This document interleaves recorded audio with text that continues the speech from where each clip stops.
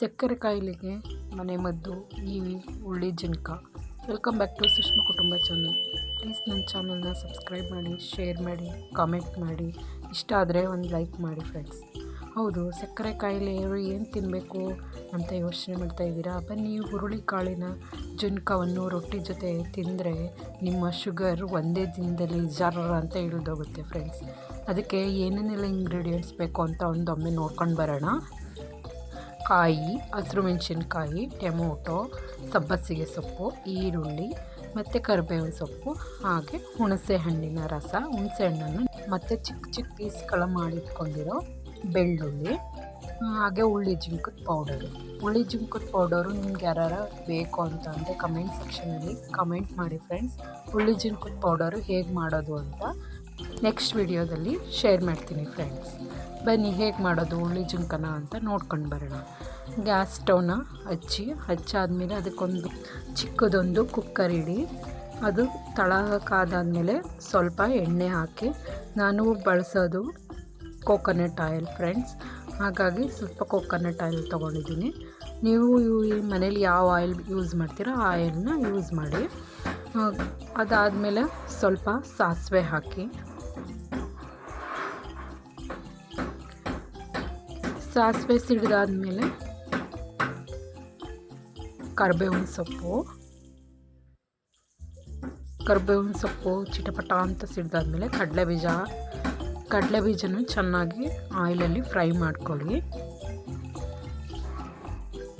ನೀವು ಕಡಲೆ ಬೀಜ ಎಷ್ಟು ಚೆನ್ನಾಗಿ ಫ್ರೈ ಮಾಡ್ಕೊಂಡಿರ್ತೀರ ಅಷ್ಟು ಚೆನ್ನಾಗಿ ಹುಳಿ ಜುನ್ಕ ತುಂಬ ಟೇಸ್ಟಿಯಾಗಿ ಬರುತ್ತೆ. ಮತ್ತು ನಾವು ರೊಟ್ಟಿ ಜೊತೆ ತಿನ್ನಬೇಕಾದ್ರೆ ಅದು ಬಾಯಲ್ಲಿ ಸಿಗುತ್ತೆ. ಹಂಗೆ ಸಿಕ್ಕಿದ್ರೆ ತುಂಬ ಚೆನ್ನಾಗಿರುತ್ತೆ ಹುಳಿ ಜುನ್ಕ ತಿನ್ನಬೇಕಾದ್ರೆ. ಅದಾದಮೇಲೆ ಹಸಿರು ಮೆಣಸಿನ್ಕಾಯಿ ಹಾಕ್ಕೊಳ್ಳಿ. ಹಸಿರು ಮೆಣಸಿನ್ಕಾಯಿನೂ ಅಷ್ಟೇ ಫ್ರೆಂಡ್ಸ್, ತುಂಬ ಚೆನ್ನಾಗಿ ಫ್ರೈ ಮಾಡಿ.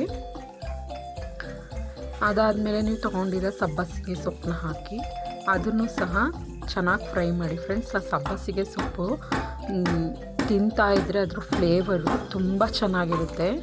ಹಾಗಾಗಿ ಇದಕ್ಕೆ ಮೇನ್ ಇಂಗ್ರೀಡಿಯೆಂಟ್ಸೇ ಸಬ್ಬಸಿಗೆ ಸೊಪ್ಪು. ಅದಾದಮೇಲೆ ನೆಕ್ಸ್ಟು ಈರುಳ್ಳಿ ಮತ್ತು ಒಂದು ಸ್ವಲ್ಪ ಬೆಳ್ಳುಳ್ಳಿ, ಅದಕ್ಕೆ ಮಿಕ್ಸ್ ಆಗಿದೆ ಫ್ರೆಂಡ್ಸ್. ಈರುಳ್ಳಿ ಮತ್ತು ಬೆಳ್ಳುಳ್ಳಿ ಎರಡೂ ಹಾಕಿ ಫ್ರೈ ಮಾಡಿ. ಫ್ರೈ ಮಾಡಾದಮೇಲೆ ಟೊಮೊಟೊ ಹಾಕಿ, ಟೊಮೊಟೊನೂ ಅಷ್ಟೇ ಫ್ರೆಂಡ್ಸ್ ತುಂಬ ಚೆನ್ನಾಗಿ ಫ್ರೈ ಆಗಲಿ. ಇಲ್ಲ ಅಂತ ಅಂದರೆ ಅದು ಹಸಿಯಾಗೇ ಇರುತ್ತೆ. ರೊಟ್ಟಿ ಜೊತೆ ತಿನ್ನಬೇಕಾದ್ರೆ ಅದು ಅಷ್ಟು ಚೆನ್ನಾಗಿ ಅನಿಸೋದಿಲ್ಲ. ಅದಾದಮೇಲೆ ನೋಡಿ, ಕಾಯಿ ಹೆಚ್ಚಿಟ್ಕೊಂಡಿರೋ ಅಂಥ ಕಾಯಿನ ಹಾಕಿ, ಕಾಯಿ ಹಾಕಾದ್ಮೇಲೆ ಅದನ್ನು ಸಹ ಅಷ್ಟೇ ಚೆನ್ನಾಗಿ ಫ್ರೈ ಮಾಡಿ.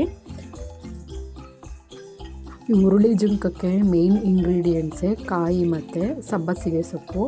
ಅದೆರಡು ಟೇಸ್ಟು ತುಂಬ ಚೆನ್ನಾಗಿರುತ್ತೆ. ಆ ರೊಟ್ಟಿ ಜೊತೆಗೂ ಒಂದೊಂದು ಪೀಸ್ ಕಾಯಿ ಸಿಕ್ಕಿದ್ರೆ ಅದ್ರ ಮಜಾನೇ ಬೇರೆ. ಇದಾದಮೇಲೆ ಸ್ವಲ್ಪ ಹುಣಸೆ ರಸ ಹುಣ್ಸ್ಕೊಂಡಿರ್ತೀವಲ್ಲ, ಆ ಹುಣಸೆ ರಸನ ಒಂದು ಸ್ವಲ್ಪ ಹಾಕ್ಕೊಳ್ಳಿ. ತುಂಬ ಜಾಸ್ತಿ ಹಾಕಿದ್ರೆ ಟೊಮೊಟೊ ಹಾಕಿದ್ದೀವಿ ಅಲ್ವಾ, ಹುಳಿ ಆಗುತ್ತೆ. ಅದಾದಮೇಲೆ ಸ್ವಲ್ಪ ನೀವು ಉಪ್ಪನ್ನ ಹಾಕಿ ಅದು ಫ್ರೈ ಮಾಡಿ. ಉಪ್ಪು ಹಾಕಾದ್ಮೇಲೆ, ಯಾಕಂದರೆ ಮುಂಚೆನೇ ಟೊಮೊಟೊ ಮತ್ತು ಹುಣಸೆಹಣ್ಣು ರಸ ಎರಡು ಚೆನ್ನಾಗಿ ಹಿಡ್ಕೊಳ್ಳಿ ಉಪ್ಪನ್ನ. ಅದಾದಮೇಲೆ ನೀವು ತೊಗೊಂಡಿರೋ ಅಂಥ ಬೌಲ್ನ ಅಳತೆಲೆ ನನಗೆ 1 ಲೋಟ ನೀರು ಸಾಕಾಯಿತು. ಅದಕ್ಕೆ 1 ಲೋಟ ನೀರು ಹಾಕಿ ಅದು ಕುದಿಯೋದಕ್ಕೆ ಬಿಡಿ. ಅದು ಕುದ್ದಾದಮೇಲೆ ನೀವು ತೊಗೊಂಡಿರೋ ಅಂಥ ಹುರುಳಿ ಜುನ್ಕದ ಪೌಡರ್ನ ನೀರಲ್ಲಿ ಮಿಕ್ಸ್ ಮಾಡಿ ಈ ಥರ ಕಲಸಿ ಬಿಡಬೇಕು. ಅದು ಬಿಟ್ಟಾದಮೇಲೆ ಅದನ್ನು ಅದೇ ಥರ ಕೈ ಆಡಿಸ್ತಾ ಅಂದರೆ ತುಂಬ ಬೇಗ ತಳ ಹಿಡಿಯುತ್ತೆ. ಇದು ತಳ ಹಿಡಿದನೇ ರೀತಿಯಲ್ಲಿ ಅದನ್ನು ಕೈ ಆಡಿಸ್ತಾ ಇರಿ. ನೋಡಿ, ಈ ಥರ ಚೆನ್ನಾಗಿ ಕುದಿಬೇಕು ಫ್ರೆಂಡ್ಸ್. ಈ ಥರ ಕುದ್ದಾದಮೇಲೆ ಅದ್ರ ಮೇಲಕ್ಕೆ ಸ್ವಲ್ಪ ನಿಮಗೆ ಇಷ್ಟ ಆದರೆ ಸಾಂಬಾರು ಸೊಪ್ಪು ಹಾಕ್ಕೊಳ್ಳಿ.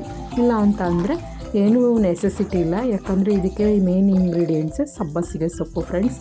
ಇದನ್ನು ರೊಟ್ಟಿ ಜೊತೆ ತಿಂದರೆ ತುಂಬ ಚೆನ್ನಾಗಿರುತ್ತೆ.